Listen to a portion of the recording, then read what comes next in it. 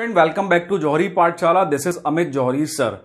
अब हम सब लोग जानते हैं जी मेन का पहला अटेम्प्ट फैब में हमारे बहुत पास आ रहा है। अब सबसे इंपॉर्टेंट चीज जो हमारे लिए है वो है न्यूमेरिकल, जो मोस्ट प्रोबेबल ऐसे न्यूमेरिकल जिनसे हम बहुत कुछ सीख सकते हैं, थोड़े टिपिकल वंस। तो मैं इस पूरी सीरीज में फिजिक्स एंड मैथमेटिक्स के काफी अच्छे और इंपॉर्टेंट न्यूमेरिकल्स को आपको समझाऊंगा, जिससे कि आपके पास आपके वेपन्स जो होते हैं, थिंकिंग स्किल, वो इंक्रीज होगी with the help of numerical. चलिए, सबसे पहला न्यूमेरिकल है, इसमें दिया है दो बॉल्स हैं हमारे पास सेम साइज की।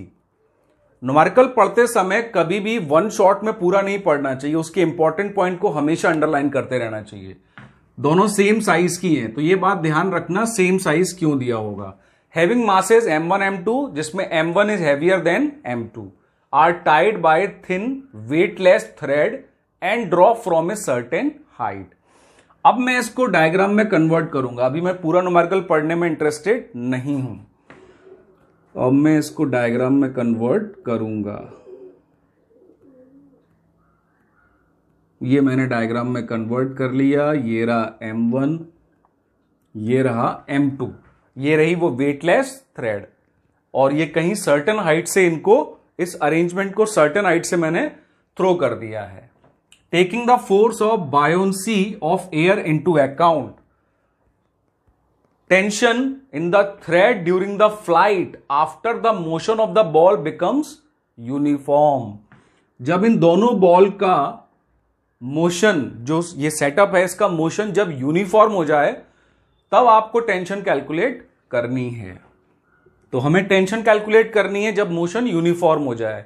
मोशन यूनिफॉर्म हो जाए, ये भी एक इंपॉर्टेंट वर्ड है। यूनिफॉर्म मतलब सारी फोर्सेस आपस में बैलेंस्ड हो जाएंगी, ठीक है। अब उसने बोला है कि फोर्सेस ऑफ बायोन्सी को आपको अकाउंट में लेना है, इसीलिए मैंने इस पॉइंट को अंडरलाइन किया, सेम साइज। जब दो बॉल सेम साइज की होती हैं, because we all know that कि फोर्स ऑफ बायोन्सी जो होता है वो होता है V into D into G, volume into the density of that medium G, you know that. तो दोनों का साइज सेम होने के कारण वॉल्यूम दोनों की सेम है, इसलिए दोनों पे एयर का जो बायोंट फोर्स लगेगा वो दोनों का सेम होगा। तो अपन डायग्राम में अब सबसे पहले क्या करते हैं, फोर्सेस को शो करना चालू कर देते हैं।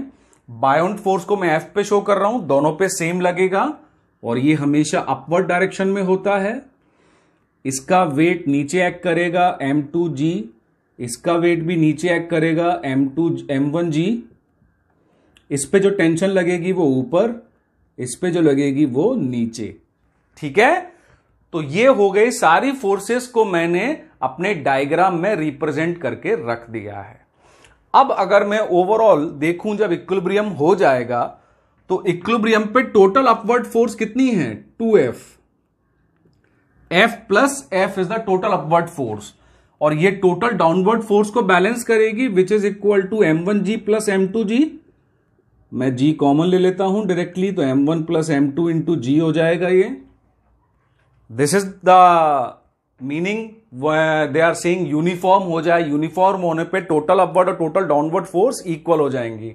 तो मैंने F plus F 2F total upward force equal to m1g plus m2g total downward force को इक्वल करके पहली इक्वेशन बना ली, that F is equal to m1 plus m2 upon 2 into g. ये बन गई मेरी फर्स्ट इक्वेशन। अब मुझे कैलकुलेट करना है टेंशन, तो मैंने यूनिफॉर्म का जो कॉन्सेप्ट था वो लगा लिया। अब टेंशन कैलकुलेट करने के लिए मुझे फ्री बॉडी डायग्राम पे जाना पड़ेगा, तो मैं m2 का फ्री बॉडी डायग्राम बनाता हूं। तो m2 का फ्री बॉडी डायग्राम क्या होगा, एक टेंशन ऐसे लग रही है, एक फोर्स ऑफ बायोन्सी ऐसे लग रही है, और m2g ऐसे लग रहा है। फिर the concept of balancing of forces अगर हम लगाएंगे तो हमें क्या मिलेगा, F plus T should be equal to m2g। तो टेंशन आ जाएगी मेरी m2g माइनस F। F की वैल्यू अपन पहले ही कैलकुलेट कर चुके हैं इक्वेशन नंबर 1 में, उसको अपन यहां प्लेस कर देंगे। तो T इक्वल टू आ जाएगा m2g, उसमें भी इसमें भी है तो मैं कॉमन ले लूंगा, minus m1 plus m2 upon 2। जी मैंने कॉमन लेके यहां रख दिया है। इसको एलसीएम लेके जब प्लस करेंगे माइनस करेंगे तो क्या हो जाएगा, 2m2 माइनस m2, तो मेरी टेंशन आ जाएगी m2 minus m1 upon 2 into g. ये आ गया इस क्वेश्चन का आंसर। इस क्वेश्चन में जो मैंने की कॉन्सेप्ट यूज किए हैं वो सभी आपको न्यूमेरिकल पढ़ने से मिलते हैं। सभी एस्पिरेंट्स ये बहुत इंपॉर्टेंट बात याद रखें, question is the biggest hint given.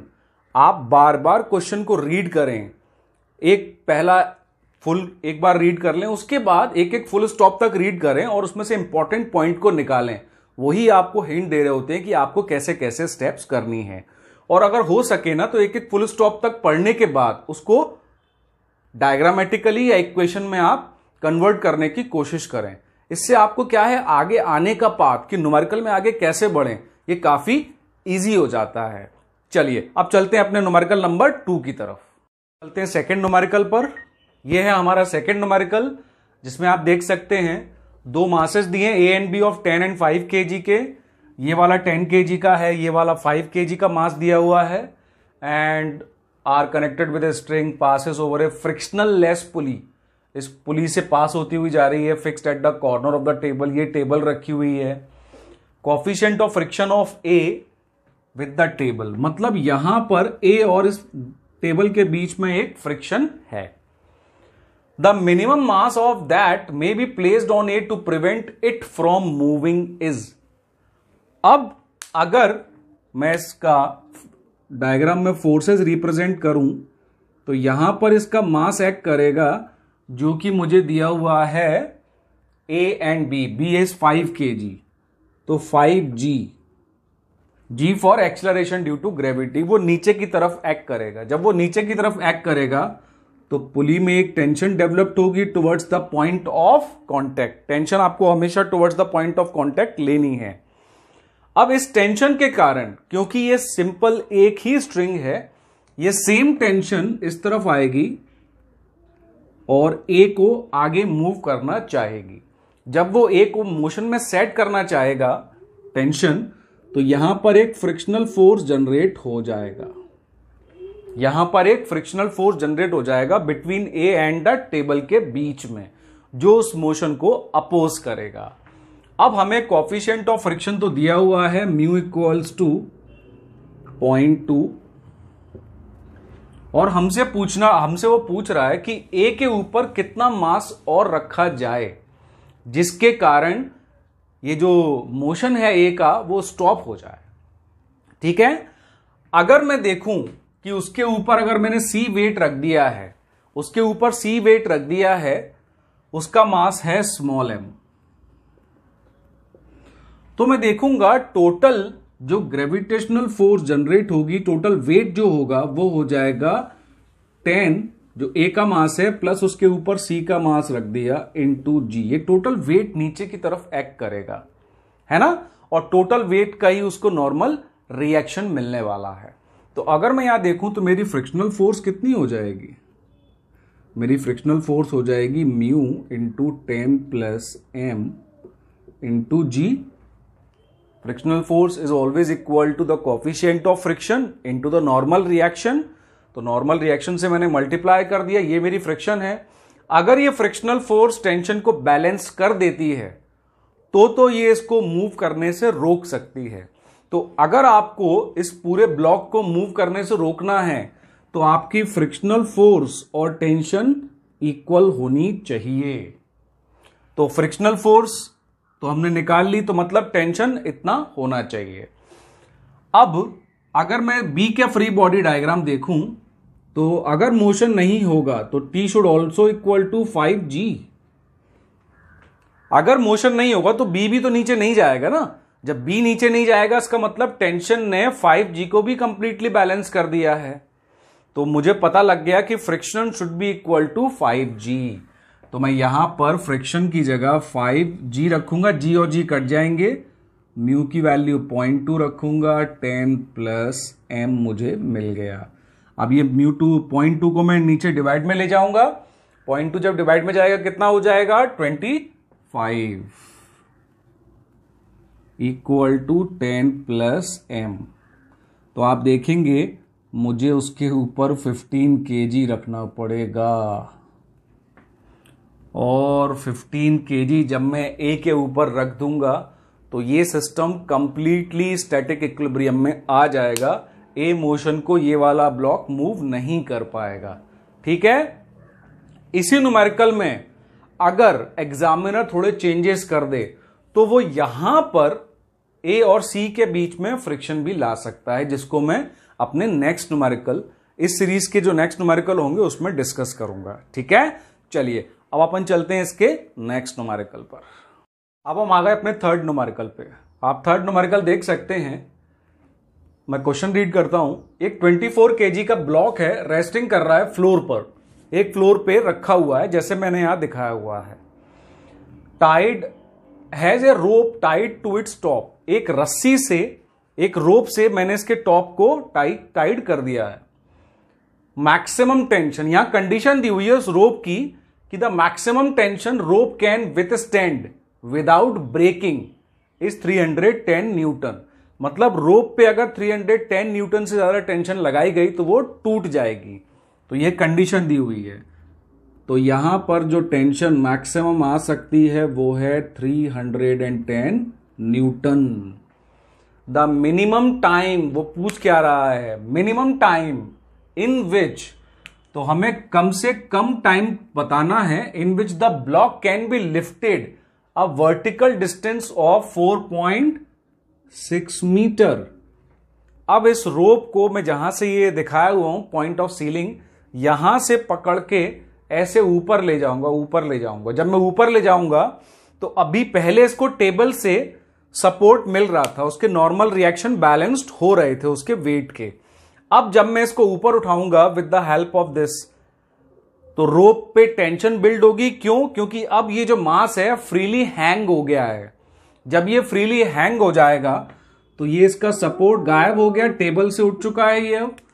जब टेबल से उठ चुका है तो एक यहां पर फोर्स आएगी जिसको हम बोलेंगे ग्रेविटेशनल फोर्स, यानी m/g, है ना।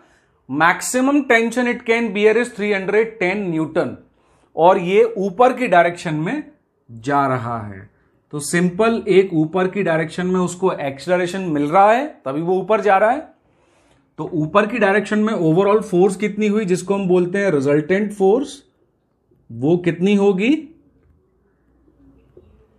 तो हम निकालेंगे resultant force 310 Newton minus mg is the total resultant force in the upward direction. Upward direction में एक तो टेंशन लग रहा है, डाउनवर्ड में mg है। जब मैं इसको यहां से ऊपर लेके जा रहा हूं मतलब 310 इज ग्रेटर देन mg, मैंने इसको माइनस करके a निकाल लिया। ठीक है। तो यहां से आ गया आपका टोटल रिजल्टेंट अपवर्ड फोर्स। अब ये फोर्स हमेशा यूनिफॉर्म रहेगी क्योंकि इसका मैक्सिमम यूज किया है और वेट हमेशा नीचे लग रहा है और कोई फोर्स फ्रेम में है नहीं। अब मुझे एक्सेलरेशन निकालने के लिए सिर्फ इसको डिवाइड करना है with the help of m। तो यहां से आ जाएगा मेरा एक्सेलरेशन। कैलकुलेशन आप लोग खुद कर लेना, कैलकुलेशन थोड़ा सा लंबा कर जाएगा इस चीज को, मैं पूरा कॉन्सेप्ट वाइज आपको सिखा देता हूं।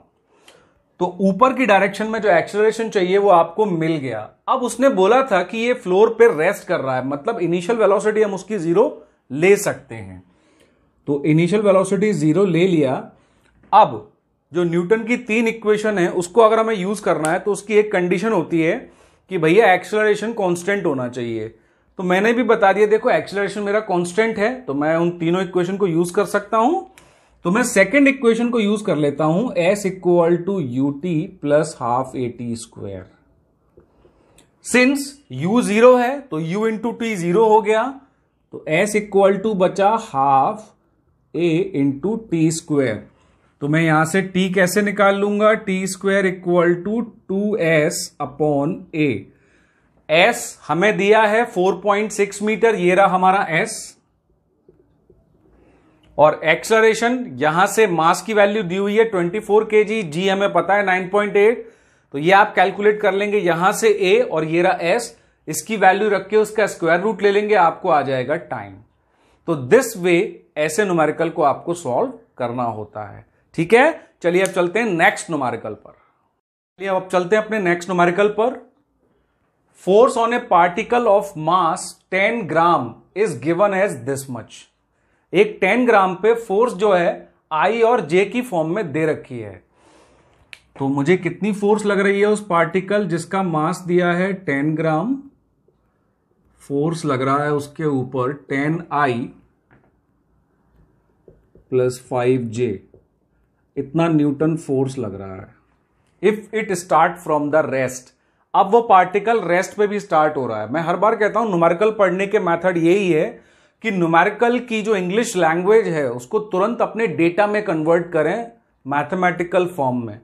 जितनी जल्दी आप ये कर पाएंगे, और छोटे छोटे जो पॉइंट्स होते हैं जो ट्विस्ट देते हैं न्यूमेरिकल में, उनको पकड़ना सीखिए, जो मैं इस पूरी न्यूमेरिकल सीरीज में आपको बता रहा हूं। आप टफ से टफ न्यूमेरिकल भी बहुत इजीली सॉल्व कर लेंगे। डेटा एक्सट्रैक्ट करना is the very important method. तो स्टार्ट फ्रॉम द रेस्ट हुआ है इक्वल टू 0, और वो भी कहां से स्टार्ट हुआ है? ओरिजिन से। अगर ये ओरिजिन से स्टार्ट हुआ है, ये मैं x की डायरेक्शन ले रहा हूं, ये मैं y की डायरेक्शन ले रहा हूं, तो मुझे दिख रहा है कि जब भी फोर्स मुझे I और J की फॉर्म में दी जाती है, इसका मतलब मैं इसको दो पार्ट में ब्रेक कर सकता हूं। मुझे x डायरेक्शन में जो फोर्स आ रही है वो आ रही है 10 न्यूटन, और y डायरेक्शन में जो फोर्स आ रही है वो आ रही है 5 न्यूटन। एक पार्टिकल पे दोनों डायरेक्शन में फोर्स लग रही है। वो एट t इक्वल टू 0 पे यहां पे था, एक फोर्स ऐसी लग रही है उस पे और एक फोर्स ऐसी लग रही है।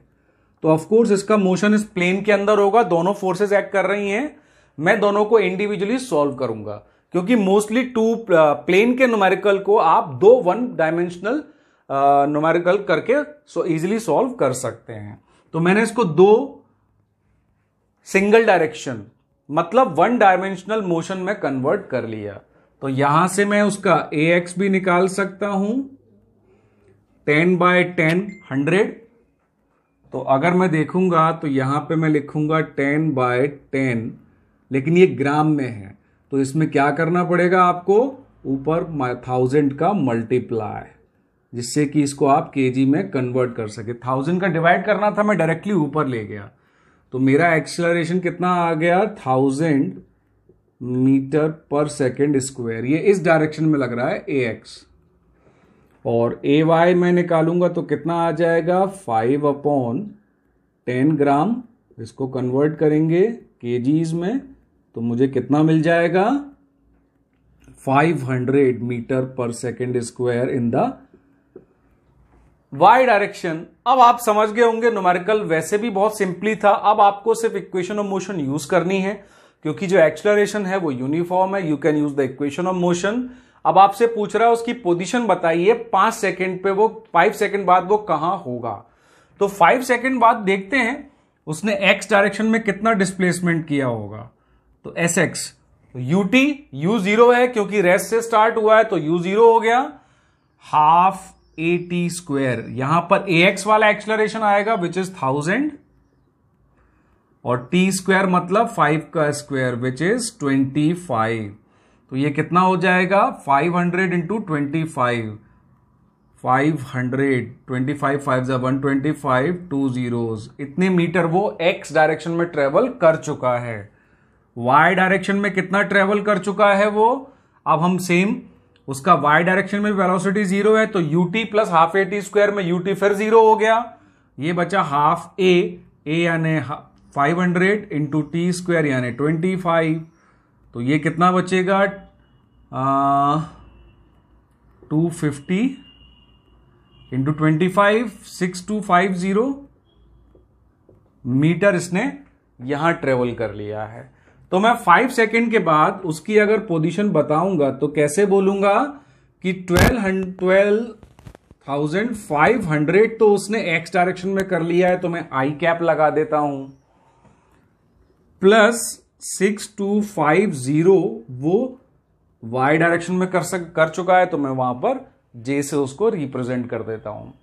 अगर आपसे वो ओवरऑल डिस्प्लेसमेंट पूछेगा तो जब हम ऐसे शो करते हैं तो हमें पता है इस वेक्टर, इसका मैग्नीट्यूड कैसे निकालना होता है, अंडर रूट ऑफ दिस इसका स्क्वायर प्लस दिस का स्क्वायर। तो नेट डिस्प्लेसमेंट अगर मुझे निकालना होगा तो मैं ऐसे निकाल दूंगा, इसका स्क्वायर प्लस इसका स्क्वायर का अंडर रूट। लेकिन ये ऑप्शन पे डिपेंड करता है कि ऑप्शन आपको किस टाइप से दिए हुए हैं। ठीक है, चलिए नेक्स्ट न्यूमेरिकल पर। चलिए, ये है हमारा नेक्स्ट न्यूमेरिकल। इसमें हमें क्या दिया हुआ है, एक ब्लॉक है m मास का।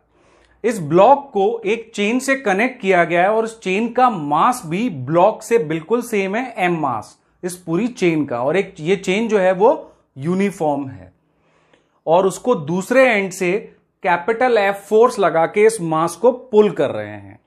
जब हम कैपिटल कोई भी फोर्स लगा के स्प्रिंग से बांधा हुआ मास को पुल करते हैं तो हम स्प्रिंग को भी एक्सटेंड करने की कोशिश करते हैं, जिसके कारण एक टेंशन उसमें डेवलप होने लगती है, जिसको हम क्या बोलते हैं, जिसके कारण वो स्प्रिंग वापस जाने की एक टेंडेंसी रखती है। ठीक है, अब वो बोल रहा है कि अगर मुझे टेंशन निकालनी है इसकी L/4 लेंथ पर, इस एंड से L/4 लेंथ पे, मतलब इस पॉइंट पे मुझे टेंशन में इंटरेस्टेड है। अगर ये पूरी L लेंथ की थी, इसका मास m था, तो L/4 लेंथ का मास कितना हो जाएगा, m/4, क्योंकि जो स्प्रिंग है वो यूनिफॉर्म दी हुई है। तो इसका मास हो गया इस पार्ट का m/4, तो बचे हुए पार्ट का मास कितना हो गया, इतने पार्ट का जो 3L/4 लेंथ का है 3m/4 मास हो गया इसका। ठीक है, तो अब मुझे यहां से इतने पार्ट पर जो टेंशन क्रिएट हो रही है वो पता लगानी है कि कितनी टेंशन है। इस न्यूमेरिकल को, ऐसे न्यूमेरिकल को सॉल्व करने के लिए, चाहे वो L/4 पर हो या 3L/4 पर हो या 5L/2 पर हो, आपको बिल्कुल सेम मेथड यूज करना है। तो सबसे पहली बात तो आप मासेस को डिवाइड कर देंगे as per the length, uniform मान के।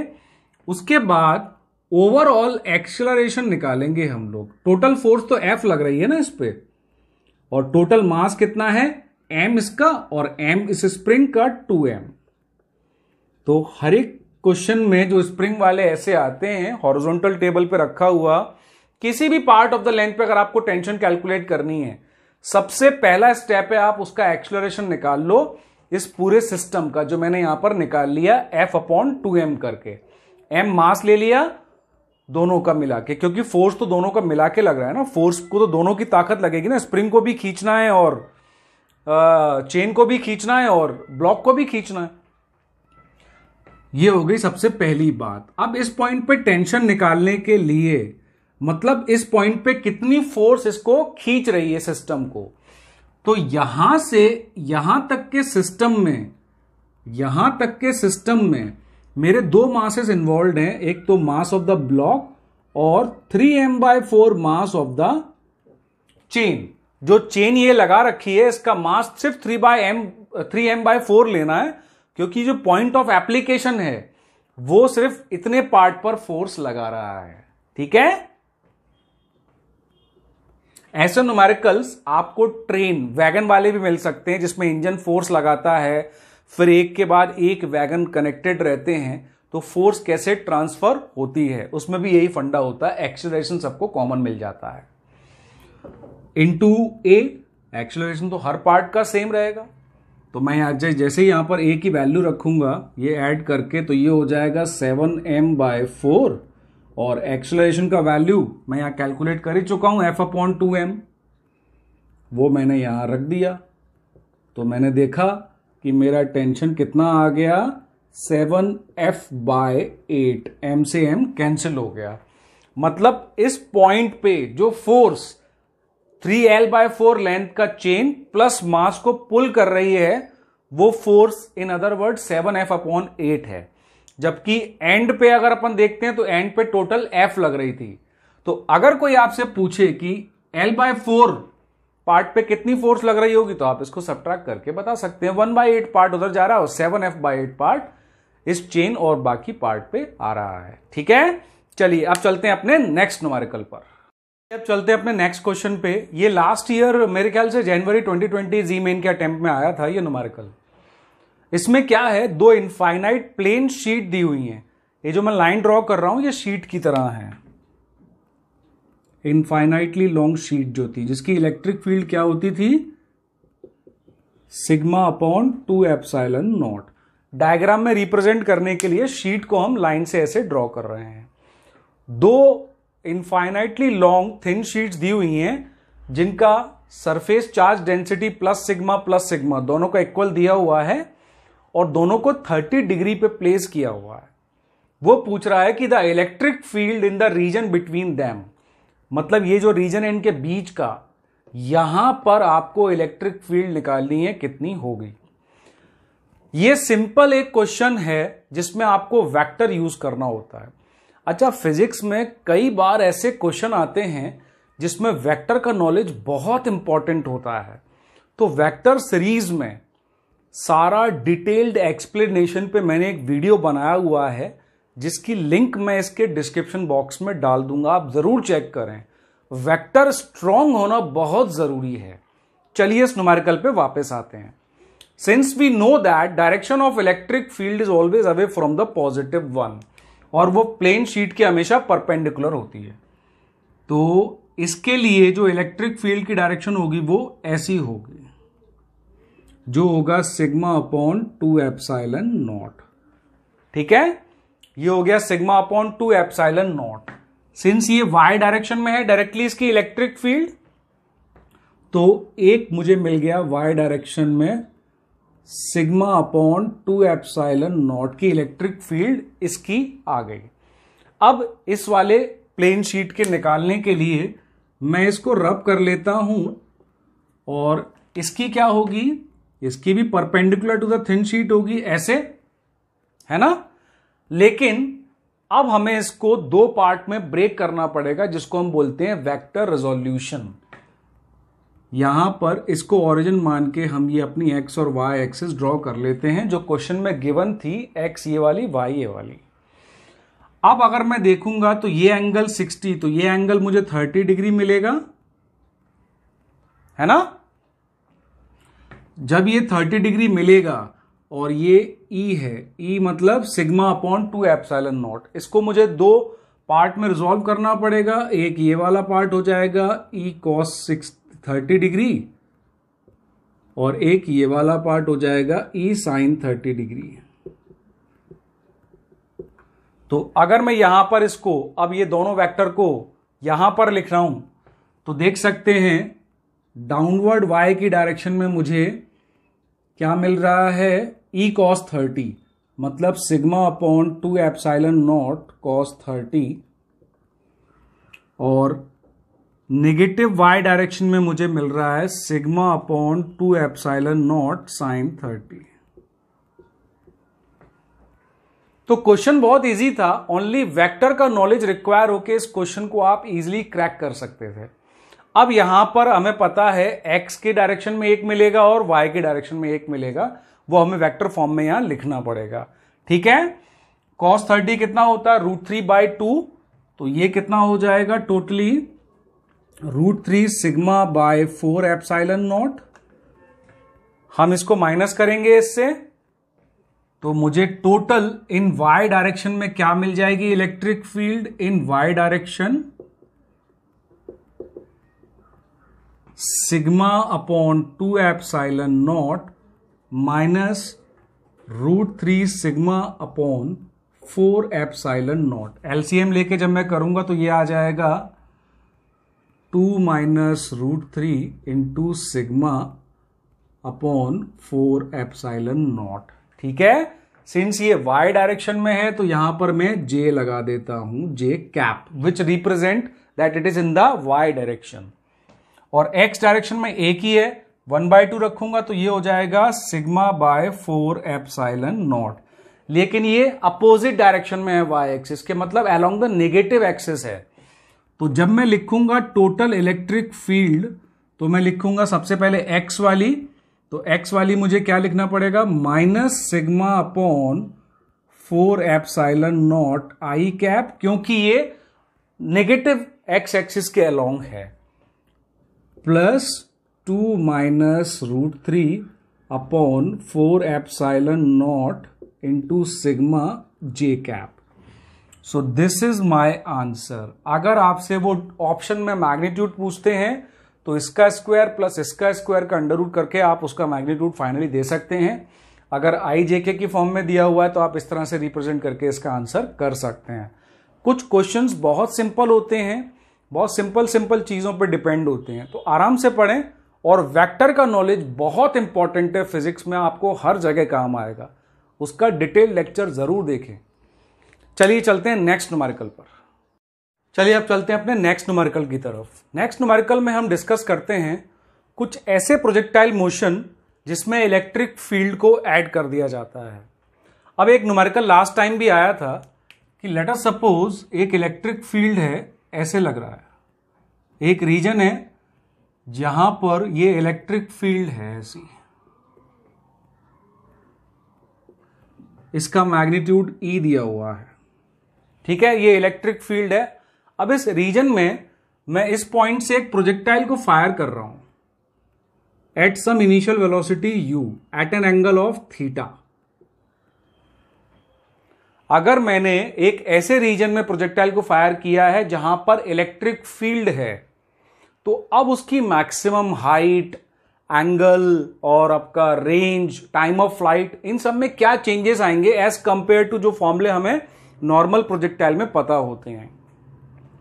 तो अगर आप देखेंगे इस प्रोजेक्टाइल में, तो सबसे पहले तो मैं आपको एक चीज बता दूं कि फॉर्मूलों में कुछ चेंज नहीं आएगा, सिर्फ जो g है उसकी जगह आपको QE अपॉन m भी रिप्लेस करना पड़ जाएगा। आपको जहां जहां g होगा वहां वहां g को रिप्लेस करना पड़ेगा g plus QE upon m से। ये आप याद रखें, चाहे वो मैक्सिमम हाइट का फॉर्मूला हो या रेंज का या टाइम ऑफ फ्लाइट का, फॉर्मूला बिल्कुल सेम रखिए। जहां g आ रहा था वहां g की जगह g plus QE by m रख देंगे। कैसे करेंगे मैं आपको बता देता हूं कैसे करेंगे अपन। अब यहां पर मैंने देखा कि जो E के कारण इस प्रोजेक्टाइल को मैंने फायर किया है, ये प्लस Q चार्ज का है, प्लस Q चार्ज का है, तो इस इलेक्ट्रिक फील्ड के कारण इस पे एक डाउनवर्ड फोर्स आ जाएगी विच इज QE। इसका मास m है, तो इस पे एक डाउनवर्ड फोर्स तो वैसे ही आ रही है mg की, है ना। तो प्लस Q चार्ज है और उसका मास भी है, मतलब उस पे ग्रेविटी भी एक्ट करेगी और इलेक्ट्रिक फील्ड भी एक्ट करेगा। तो इन दोनों फोर्सेस को एक्ट होने के कारण जो टोटल एक्सेलरेशन उसको डाउनवर्ड मिल रहा है वो हो जाएगा आपका g plus QE upon m, ये हो जाएगा AY। लेकिन अलोंग द हॉरिजॉन्टल यानी एक्स एक्सिस की डायरेक्शन में तो इसका कोई एक्सेलरेशन है ही नहीं अभी भी, वहां पर तो अभी भी जीरो ही है AX। तो अगर मैं x कोई एज इंस्टेंटेनियस डिस्प्लेसमेंट ले लूं अलोंग द एक्स एक्सिस, तो मैं x को कैसे निकालूंगा directly, speed into time, that is u cos theta which is the horizontal component of this velocity into time. ये मेरी फर्स्ट इक्वेशन बन गई।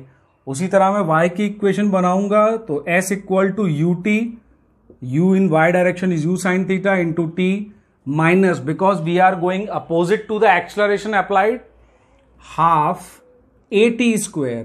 तो a की जगह यहां क्या आ जाएगा, g plus QE by m into T square. अब यहां पर मैं t की वैल्यू रख दूंगा जो मैंने यहां से कैलकुलेट की है, x upon u cos theta, the same derivation we do in the projectile motion. तो मुझे y क्या मिल जाएगा, t की जगह रखूंगा u कैंसिल हो गया, x tan theta minus half, ये एज इट इज, और t स्क्वायर यानी x square upon you square cos square theta आ गया। ठीक है जी। अब हम यहां से रेंज कैसे निकालते थे, रेंज का मतलब होता है जब ये पार्टिकल दोबारा ग्राउंड को आके टच करेगा, जब ये ग्राउंड को आके वापस टच करता है तो y इक्वल टू 0 हो जाता है अगेन इस पॉइंट पर। तो मैं यहां पर y इक्वल टू 0 रख दूंगा, तो मुझे मिल जाएगा x tan theta minus equal to, मैं 0 रख के इसको इस साइड ले आया हूं, g plus QE by m into X square upon you square cos square theta. अब मैं यहां पर एक्स स्क्वायर की जगह क्या रखूंगा, आर स्क्वायर, क्योंकि एक्स वाला जो डिस्प्लेसमेंट है जब y 0 होता है तो x वाले डिस्प्लेसमेंट को हम क्या बोलते हैं, रेंज। तो एक r को यहां से कैंसिल कर दूंगा, सब चीजों उधर ट्रांसपोर्ट कर दूंगा, तो आप देखोगे कॉस स्क्वायर थीटा उधर ले जाऊंगा, 2 उधर ले जाऊंगा, एक कॉस कट जाएगा, साइन 2 थीटा बन जाएगा into U square sine 2 theta upon G plus Q E by M. तो आप देख सकते हैं रेंज का फॉर्मूला बिल्कुल वैसा ही है, ओनली जो नीचे अकेला जी आता था वहां को उसको रिप्लेस करके g plus Q E by m करना है। सेम वे से आपको मैक्सिमम हाइट के फॉर्मूले में भी क्या कर देना है, मैक्सिमम हाइट का फॉर्मूला क्या होता है, you square sine square theta upon 2g, तो 2 इंटू जी को रिप्लेस कर देना है क्यू ई बाय एम से। तो अगर कभी भी कोई ऐसा पार्टिकल हो जिसके पास मास भी है, जिसके पास चार्ज भी है, ऐसे रीजन में उसको हमने प्रोजेक्टाइल मोशन में लॉन्च किया है जहां पर इलेक्ट्रिक फील्ड है, तो उसके लिए आपको सिर्फ एक डाउनवर्ड या अपवर्ड, सम टाइम ये नेगेटिव चार्ज का दे देंगे, अगर ट्विस्ट करेंगे तो अपवर्ड, तो उसको रिप्लेस करने के लिए जी माइनस, छोटे मोटे ट्विस्ट को आप खुद माइंड में रखते हुए चलें, तो जी माइनस क्यू ई हो जाएगा या क्यू ई माइनस जी हो जाएगा, ठीक है, q E upon m minus g हो जाएगा। तो ऐसे न्यूमेरिकल्स के लिए आप ये फंडा अच्छे से याद रखें। इसका सेकंड फंडा आता है, ये तो हुआ प्रोजेक्टाइल को जब हमने फायर किया एक यूनिफॉर्म इलेक्ट्रिक फील्ड में। अब दूसरा है एक सिंपल पेंडुलम का एग्जांपल। एक क्वेश्चन आते हैं सिंपल पेंडुलम के।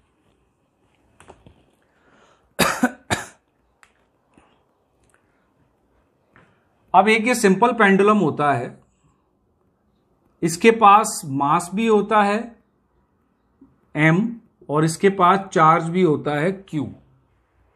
इसके पास मास भी है और इसके पास चार्ज भी है, और बोला जाता है the bob of a simple pendulum has a mass 2g and a charge this, it is at a rest in a uniform horizontal electric field. यहां पर एक हॉरिजॉन्टल इलेक्ट्रिक फील्ड है।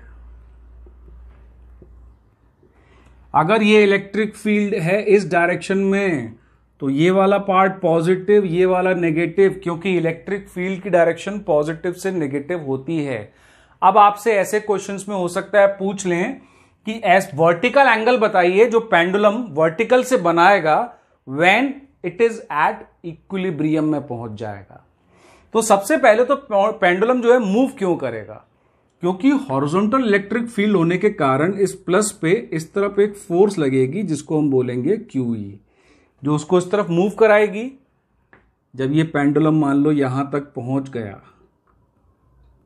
एट सर्टेन हाइट पर, तो ये जो angle बना रहा है थीटा, इस पोजीशन पे वो इक्विलिब्रियम में है, तो अपने को ये थीटा कैलकुलेट करना है। तो हम ये थीटा कैसे कैलकुलेट करेंगे, जब ये पेंडुलम यहां आएगा तो इसमें एक टेंशन डेवलप्ड होगी स्ट्रिंग में T, इसका जो पेंडुलम का मास का कारण एक वेट आ रहा है वो नीचे आ जाएगा mg। अब हम यहां दो पार्ट में डिवाइड करेंगे x और y डायरेक्शन में, ठीक है। तो T के दो पार्ट हो जाएंगे, ये वाला एंगल भी थीटा होगा, तो ये वाला पार्ट हो जाएगा T cos थीटा और ये वाला पार्ट हो जाएगा T sin थीटा, ठीक है। और एक फोर्स इस तरफ लग रही है continuously which is Q into E, क्योंकि वो जो पेंडुलम है उसका बॉब जो है वो एक चार्ज बॉडी है Q का, इस तरफ आ रहा है। अगर ये सिस्टम इस एंगल पे, इस पोजीशन पे इक्विलिब्रियम में है जो हमने सपोज किया है, तो सारी फोर्सेस बैलेंस्ड होंगी। तो अगर बैलेंस करते हैं तो हमें मिलेगा T cos theta equal to mg first equation और T sin theta equal to QE। अगर आपको टेंशन कैलकुलेट करनी है तो आप दोनों को स्क्वायर करके ऐड कर देना, क्योंकि sine square theta plus cos square theta 1 होता है, तो वहां से आप टेंशन कैलकुलेट कर लोगे। तो टेंशन क्या आ जाएगी, T square equal to mg square plus Q E square का अंडर रूट। अगर आपको वो एंगल फाइंड करना है तो इन दोनों इक्वेशन को डिवाइड करेंगे तो हमें मिल जाएगा tan theta which should be equal to Q E upon M into G. So this is the way we solve the question of pendulum in a uniform electric field. अब उसकी direction यहां ना होती हुई अगर इस डायरेक्शन में होती तो भी इस न्यूमेरिकल में कोई चेंज नहीं आता, क्योंकि ये प्लस चार्ज है। अगर इलेक्ट्रिक फील्ड अपोज हो जाती तो सेम डायग्राम हम इस साइड बनाते, उसमें कोई चेंजेस नहीं होते, सेम डायग्राम आप इस साइड बनाते थे। ठीक है, चलिए अब नेक्स्ट हम डिस्कस करते हैं मैथमेटिक्स के important numericals for JEE Main. चलिए स्टूडेंट्स, अब आ जाते हैं हम मैथमेटिक्स सेक्शन पर। जैसा कि मैंने बोला था, सीरीज में फिजिक्स प्लस मैथमेटिक्स के इंपॉर्टेंट क्वेश्चन के थ्रू हम रिव्यू करेंगे। तो ये क्वेश्चन है प्रोबेबिलिटी का। इसमें दिया हुआ है कि आपके पास 100 आइडेंटिकल कॉइन्स हैं, 100 कॉइन्स हैं जो बिल्कुल आइडेंटिकल हैं, each with probability P of showing up heads. उसमें हेड आने की, एक बार टॉस करने से हेड आने की जो प्रोबेबिलिटी है वो है पी, टॉस्ड वंस। दो कंडीशन दी हुई हैं कि P between 0 and 1 general, and second condition the probability of head showing on 550 coins is equal to the probability of head showing on 51 coins। अब इस क्वेश्चन को हम सॉल्व कैसे करें, स्टार्ट कैसे करें, ये चीज हम बहुत भली बाती जानते हैं कि जो भी कॉइन होता है अगर आप उसको टॉस करोगे तो उसके सिर्फ दो ही आउटकम होते हैं, या तो वो हेड देगा या फिर वो टेल देगा। अगर वो हेड देगा या टेल देगा, दो ही आउटकम है, तो ये क्या बन जाता है हमारा बर्नौलीज ट्रायल। लेकिन यहां पे हमने कितने सारे काउंट किए हुए हैं, 50 बार टॉस किया, 51 बार टॉस किया, तो हम इसमें क्या लगाएंगे, बायनोमियल प्रोबेबिलिटी डिस्ट्रीब्यूशन, जो देख के समझ में आ जाता है। तो सबसे पहली बात, तो प्रोबेबिलिटी ऑफ हेड कितनी है, दैट इज पी। तो of course probability of tail कितनी हो जाएगी, 1 माइनस पी। ये दो ही रिजल्ट होते हैं हमारे पास। और फिर अगर मुझे बायनोमियल के थ्रू अगर लिखना होता है तो मैं क्या लिखता हूं, N C R P to the power R and 1 minus P to the power N minus R. अब मैं इस इक्वेशन का यूज करूंगा तो इजीली ये क्वेश्चन आराम से सॉल्व हो जाएगा। लेकिन आप जब फर्स्ट टाइम पढ़ते हैं तो स्टूडेंट को थोड़ा डिफिकल्ट लगता है। थोड़ा सा सोचा कीजिए इस बारे में कि बायनोमियल डिस्ट्रीब्यूशन के क्वेश्चन को काफी इजीली आप देख सकते हैं कि ये बायनोमियल डिस्ट्रीब्यूशन का है। चलिए लगा देते हैं, बहुत सिंपल हो जाएगा आपके लिए। तो 50 कॉइन्स पे हेड आने की प्रोबेबिलिटी 51 कॉइन्स के इक्वल है। तो 50 कॉइन्स पे हेड आएगा आउट ऑफ 100, तो 100 C 50 p to the power 50 and 1 minus p to the power 100 minus 50 means 50। It should be equal to 51 times head आने की आउट ऑफ 100, 51 यानी 100 C 51 p to the power 51 into 1 minus p to the power 100 minus 51 is 49। अब आप जब इसको calculate करेंगे you will get the desired answer, जो आपको ऑप्शन में टिक करना होगा। तो क्वेश्चंस को अगर आप अच्छे से प्रैक्टिस करके जाते हैं तो जो एग्जाम हॉल में आपको बड़े बड़े क्वेश्चन मिलते हैं सरप्राइज के रूप में, वो सरप्राइज से बचना है तो आप घर पे सरप्राइज जितना है उतना देख के जाइए अच्छे अच्छे क्वेश्चन को। Practice makes a man perfect. चलिए चलते हैं नेक्स्ट न्यूमेरिकल पर। चलिए चलते हैं अपने नेक्स्ट न्यूमेरिकल पे, जो है इंटीग्रेशन का, डेफिनेट इंटीग्रेशन से। अब डेफिनेट इंटीग्रेशन में 0 टू π/4 log ऑफ 1 + 10x की वैल्यू मुझे इवैल्यूएट करनी है। कभी भी मैं डेफिनेट इंटीग्रेशन देखता हूं, हर स्टूडेंट को सबसे पहले प्रॉपर्टी को यूज करना बहुत इंपॉर्टेंटली सोचना चाहिए, क्योंकि प्रॉपर्टीज आपके डिफिकल्ट न्यूमेरिकल को भी बहुत इजीली कम स्टेप में सॉल्व करने में आपकी हेल्प करेंगी। तो अगर मैं यहां देखूं तो एक प्रॉपर्टी होती है 0 to a fx dx को मैं 0 to a f of a minus x लिख सकता हूं। वही प्रॉपर्टी अगर मैं इसमें यूज करूं और इस इंटीग्रेशन को i बोल दूं, इस इंटीग्रेशन को i बोल देते हैं अपन, तो ये हो जाएगा 0 टू a यानी 0 टू पाई बाई 4, ठीक है, log of 1 plus tan of pi by 4 minus x, मतलब a minus x, bracket close करके dx आ गया। तो पहली स्टेप में मैंने इसको i के इक्वल लिया, सेकंड स्टेप में मैंने 0 to a F X D X equal to 0 to a F of a minus X D X वाली प्रॉपर्टी का यूज कर लिया।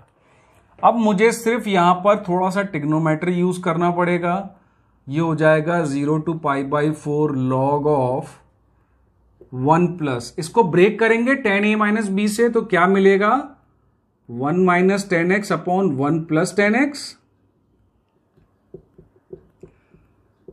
Upon 1 plus tan X. इसको एलसीएम लेके जब ऐड करेंगे टेन एक्स कट जाएगा, तो आपका इंटीग्रेशन क्या आ जाएगा 0 से पाई बाई 4, ऊपर आएगा 2, नीचे आएगा 1 plus tan x into D x, और ये रहा लॉग।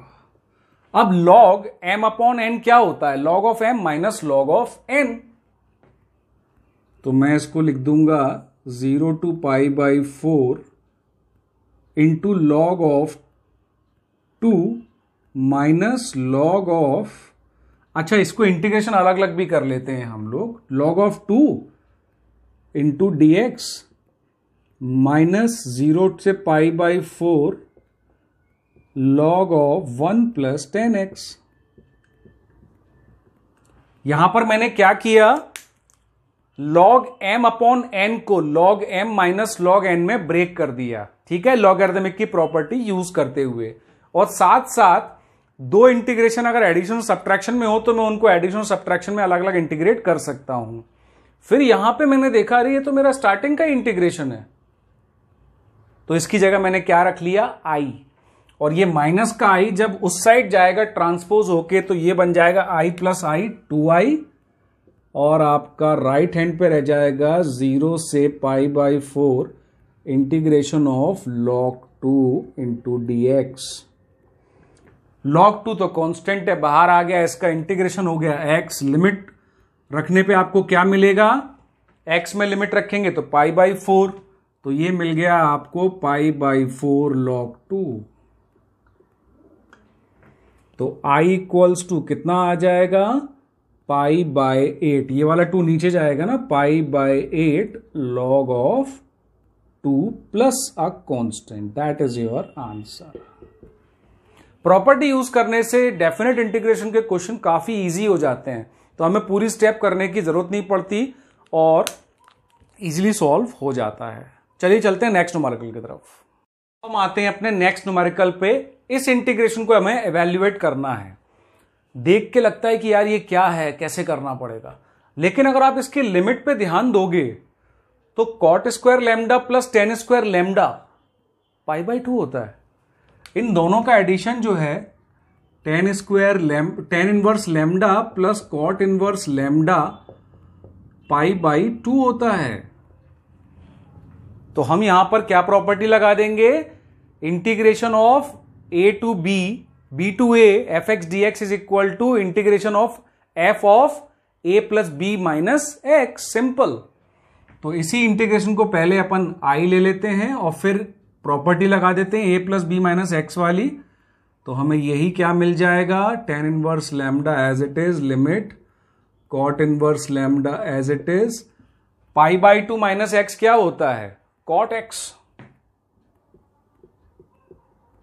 नीचे ये कॉट एक्स और ये टेन एक्स हो जाएगा, cot X plus tan X. मैं अपनी बात को एक बार और रिपीट कर देता हूं।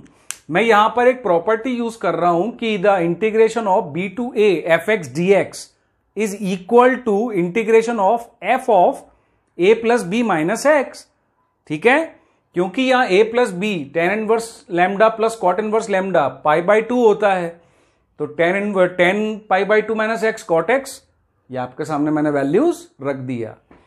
अब इन दोनों इक्वेशन को सिर्फ मुझे ऐड करना रह गया, जो आपको पता लग गया होगा कि सर अब दोनों को ऐड करना है, तो ये 1 हो जाएगा 2i इक्वल्स टू, तो 2i इक्वल्स टू हो गया tan inverse lambda cot inverse lambda into 1 यानी dx। dx का होता है इंटीग्रेशन x, लिमिट रखेंगे तो हमें मिल जाएगा cot inverse lambda minus tan inverse lambda upon 2 में ले जाएंगे तो इसका आंसर हमारे पास ये आ गया। ठीक है जी। अब चलते हैं नेक्स्ट न्यूमेरिकल पे। नेक्स्ट न्यूमेरिकल पे चलते हैं। The minimum value of probability of A union B if P B bar is equal to P of A union B का होल स्क्वायर। मुझे probability of A union B का minimum value find करना है। इसमें जो की concept और knowledge लगेगा वो आपको थोड़ा सा सेट का भी लगेगा, वेन डायग्राम की आपको नॉलेज होनी चाहिए। तो let us suppose P of A union B, इसको अपन सपोज कर लेते हैं let P of A union B मान लो X है। P of A union B अगर X है तो as per the condition given P B complementary कितना हो जाएगा X स्क्वायर। ये कंडीशन मुझे गिवन है, मैंने P of A union B को X ले लिया तो कंडीशन के अकॉर्डिंग X का स्क्वायर हो गया ये। चलिए अब मैं कैलकुलेट करता हूं probability of A complementary when B is already happened. तो ये क्या हो जाएगा P of A complementary intersection B complementary upon P B complementary. ठीक है। अब यहां पर आपको वेन डायग्राम का नॉलेज यूज होगा क्योंकि ये वैल्यू डायरेक्टली मुझे पता नहीं है। अगर मैं वेन डायग्राम बना के देखूं तो ये A है, ये B है, ये A है, ये B है। A कॉम्प्लीमेंट्री मतलब क्या होता है, A को छोड़ के बाकी पूरा, मतलब ये सब इसको मिला के ये सब। और B कॉम्प्लीमेंट्री क्या होता है, A को छोड़ के, मतलब B को छोड़ के ये सब आ जाएगा। तो इन सब में कॉमन क्या आ रहा है, सिर्फ बाहर वाला एरिया।